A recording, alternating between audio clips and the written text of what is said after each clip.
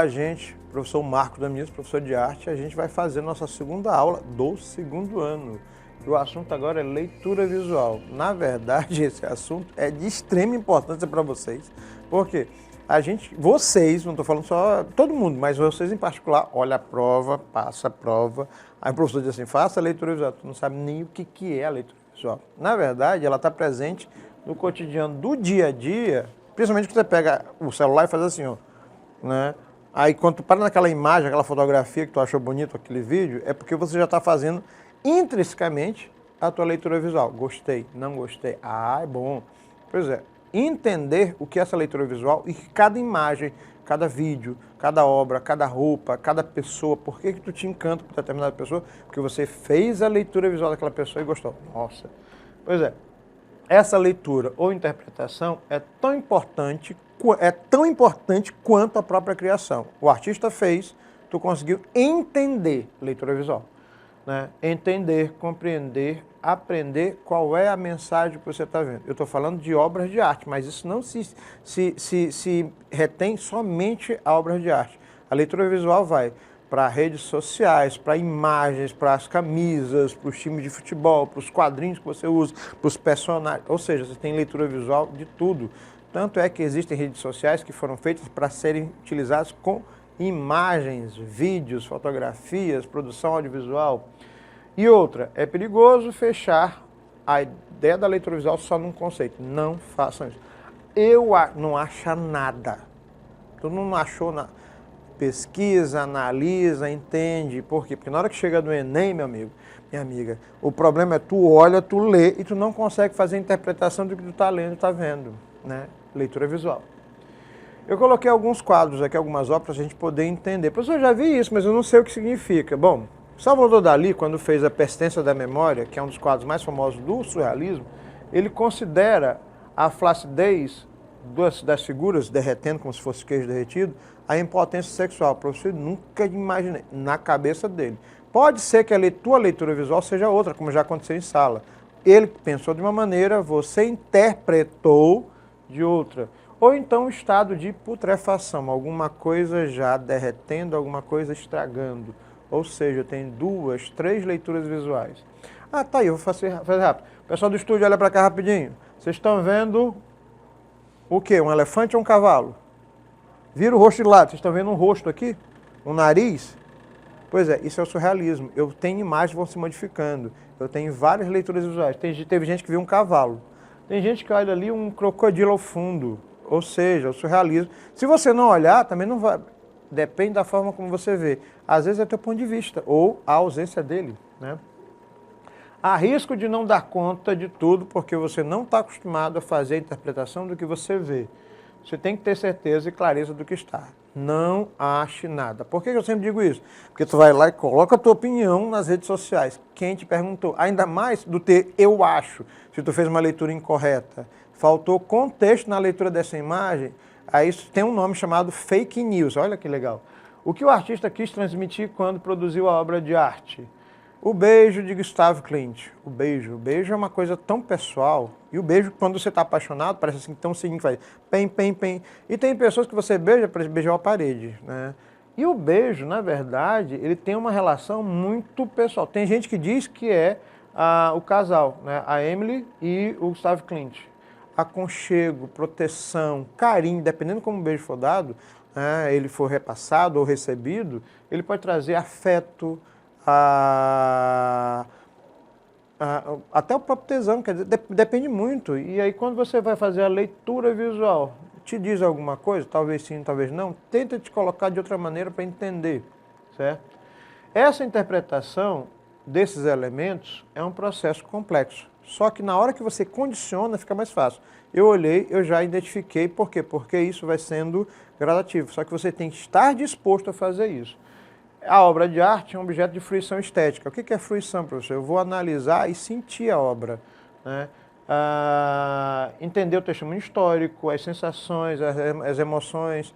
Alguns de vocês ficam fascinados com algumas coisas atuais. Tem gente que prefere coisas antigas. Estou falando só da obra de arte, ou de um quadro, de uma escultura. Estou falando do que você consome de maneira geral. A moça com um brinco de pérolas.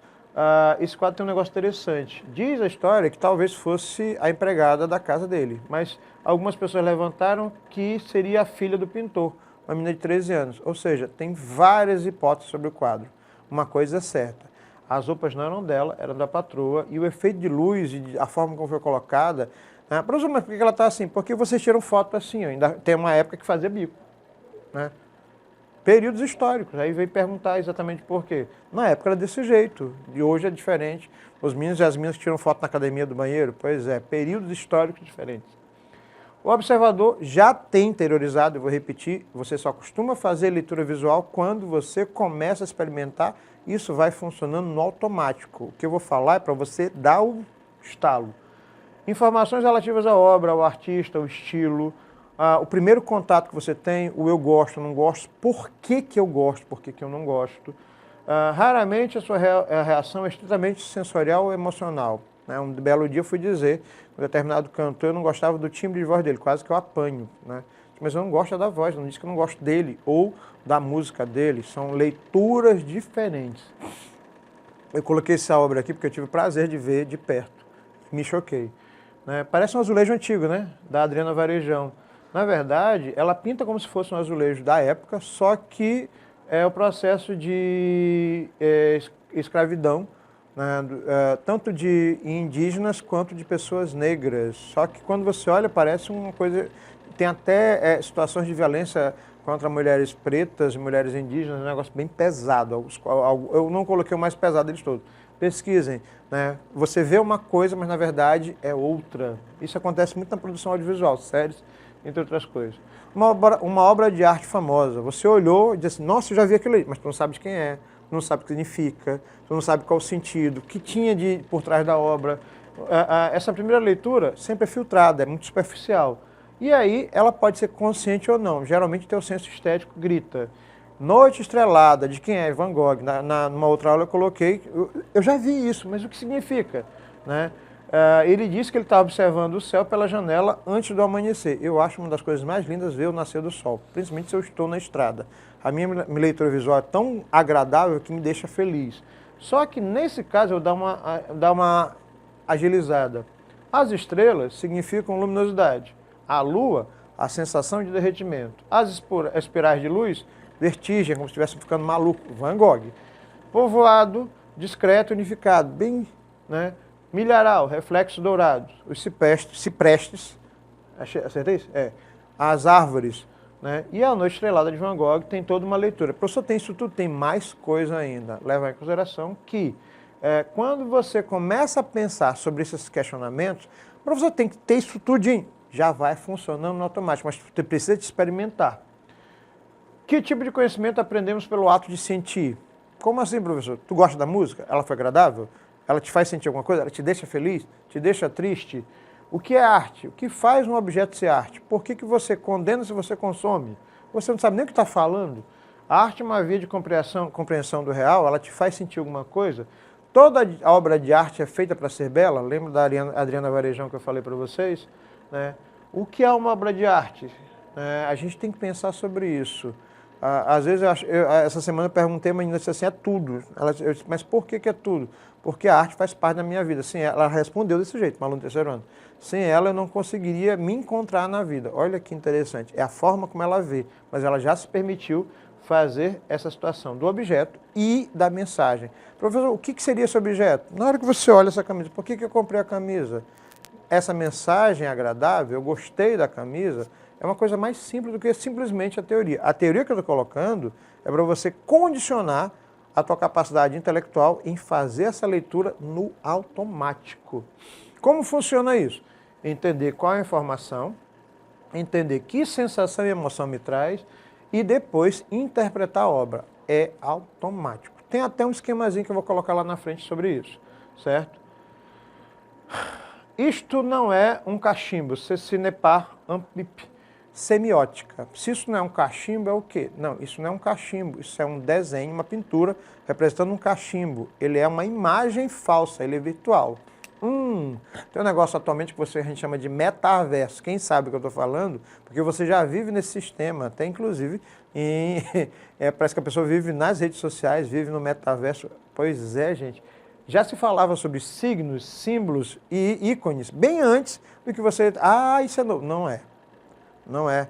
Até brinquei, né? A gente, sem a comunicação, por exemplo, no WhatsApp, né, que todo mundo usa, se não tiver o emoji, parece que a pessoa deixou de ir. Eu passei por isso outro dia. Um dedinho, né? Professor, o senhor está bem...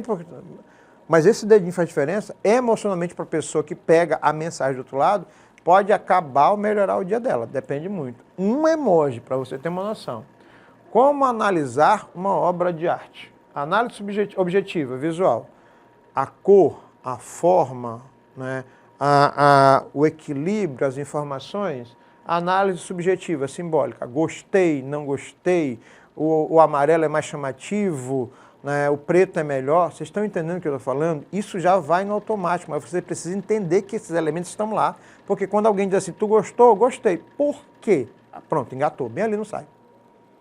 Analisar uma obra de arte segundo um ponto de vista formal, estético, aquilo que eu falei para vocês. E outra, estético não é só o que você gosta ou não gosta. O que você não gosta, outra pessoa pode gostar.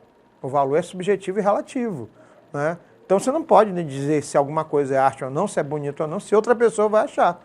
Então são leituras completamente diferentes. Aquela amiga diz assim, amiga, pelo amor de Deus, como é que tu teve coragem de namorar com ele? Mas ela viu alguma coisa nele que você não conseguiu ver, né? As minhas alunas passam muito por isso. Que analisa toda a sintaxe visual, a composição, as linhas, as cores, as formas, entre outras coisas. Contexto histórico, né? Ah, professor, isso é muito antigo. Eu já vi algumas pessoas falando. Só que isso que é antigo, essa semana eu passei por uma situação engraçada. Botaram uma música que os meninos acharam Deixa eu ouvir. Mas essa música é dos anos 90. Essa música desse... Pesquisa ser humano, pelo amor de Deus, para não fazer uma leitura errada, né?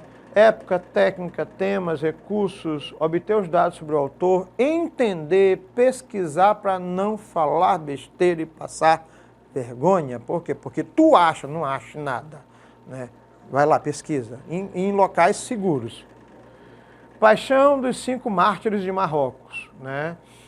5 freis, 1, 2, 3, 4, 5. Pessoas mortas embaixo, tem 3 aqui embaixo, né? Elas são mendigos. O contexto é muçulmano, por quê? Porque eu entendi que essa espada é muçulmana. Tem toda uma leitura. Então eu vou começar a prestar...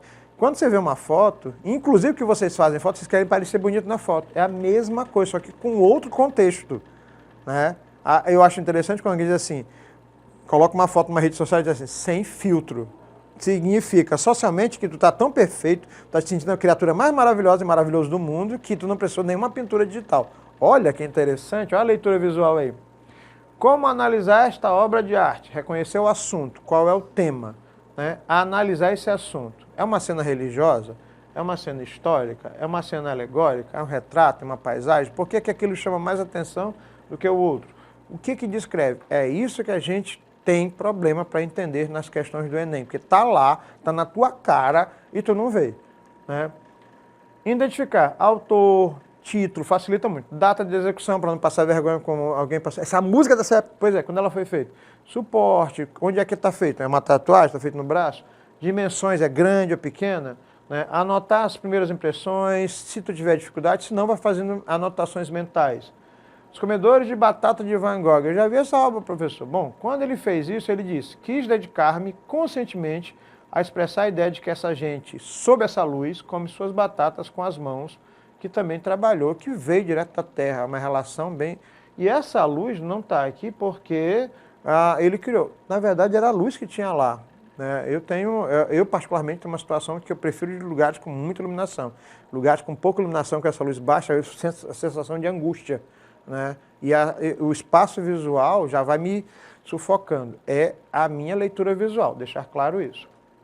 Justificar as conclusões, o que o artista escolheu, decodificar significados, né? Alguém colocou o símbolo de um time de futebol. Por que que é tão importante para vocês? Tem qual significado, né? Por que que uma cor as pessoas identificaram desse tipo e outra não? Por que que você gosta de determinada coisa visualmente e outra não? Frida Kahlo. Frida Kahlo é uma pintora mexicana que sofreu um acidente aos 18 anos e ela ficou num estado onde a coluna foi degenerando e ela ficou presa à cama. Isso aqui é como ela se vê. Ela afirma, eu nunca pinto os sonhos ou pesadelos. Eu pinto a minha própria realidade presa a uma cama o resto da vida. Pesado isso. Pesquisem, né? Aí ela chama de cama voadora. Observar, identificar quais são as funções da arte, o tema, a técnica e o material. Até o material que é utilizado tem uma significação, não é aleatório. Isso aqui virou capa de uma revista alguns anos atrás, só que ao invés de uma maçã, colocaram uma laranja. Antes de falar o que tem lá, o visível está escondido e o visível que está presente. Bom, a maçã está lá. Eu não olho o rosto do homem. Mas essa maçã, ela representa o quê? Leva em consideração que a maçã é, teoricamente, a fruta que representa o pecado. Joguei, estou leve, deixei para vocês pensarem. Esse simbolismo, o estilo do artista e tentar entender pelas suas percepções são práticas comuns à leitura visual. A Gestalt, ela coloca situações bem interessantes. Você está vendo o quê? Um vaso, dois rostos. Uma árvore ou um gorila e um tigre. Um rosto ou um homem com saxofone. Então a Gestalt é como você consegue perceber em outras situações. Eu não percebo nada, certo? Esses significados eles vão mudando à medida que você vê com outros olhos uma outra imagem. Obter a primeira impressão, procurar os símbolos possíveis, identificar as cores e tons. Pronto, aqui que eu queria chegar. Duas coisas você tem que começar. O assunto e a expressão. Assunto, o que a obra tem? É uma camisa preta com o símbolo do Batman amarelo. Pronto, acabou. O que isso me traz de sensações? É bonito? É feio? As cores? Então, o assunto é o que está lá. Você não vai pensar sobre, só descrever o que está lá. Já a expressão que você sente, o que você pensa, é uma outra realidade. Definindo esses dois, vale a pena ir à frente e buscar os outros. Tem que partir disto aqui.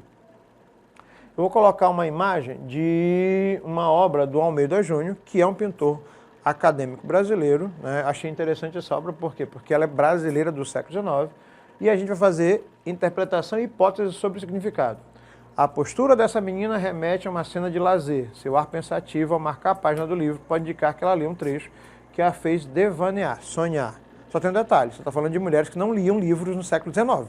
Ainda mais com o ombro de fora. Espera aí, o que diacho está acontecendo? Que mulher é essa que está fora do tempo dela? Joguei a hipótese. Descrição que indica o que é perceptível na imagem. A menina deitada na grama, que possivelmente é um parque ou um jardim, usa a camisa pouco abotoada que tem olhos voltados para o alto e bochechas avermelhadas. Mas por que ela está tão à vontade no século XIX num parque? É igual a doido. Bem maranhense para você entender o que eu estou falando. A análise que diz respeito aos aspectos formais da obra. A pintura é realista e a menina ocupa o primeiro plano e tem cores claras, com exceção das bochechas e lábios. Dá para perceber que ela está em destaque do fundo? Tem uma motivação para isso? Por que o fundo é um parque que está tão escuro? Será que foi aleatório? Por que ela parece brilhar? E por que ela está lendo um livro? É tantos porquês. Essa é a base da leitura visual. Essa habilidade de leitura de imagens, ela vai indo no natural. Você fala e você sente. Você tem que entender o conceito e pesquisar sobre, certo? Interpretar, olhar, reolhar. Interpretar, olhar, reolhar. Entender o período histórico da imagem, o autor, o país, a mídia, o assunto e o que ele expressa. Vamos às questões. Uma professora de arte inspirada na abordagem triangular desenvolveu a seguinte atividade. Levou os alunos até o laboratório de informática para pesquisarem sobre desigualdade social que assola a sociedade capitalista. Após essa etapa, os alunos apresentaram as pesquisas que realizaram. Depois disso, analisaram fotografias, vocês fazem isso constantemente, de um fotógrafo extremamente conhecido chamado Sebastião Salgado, que integra o livro Êxodos. Ele não é só conhecido, mas ele é premiado no mundo inteiro.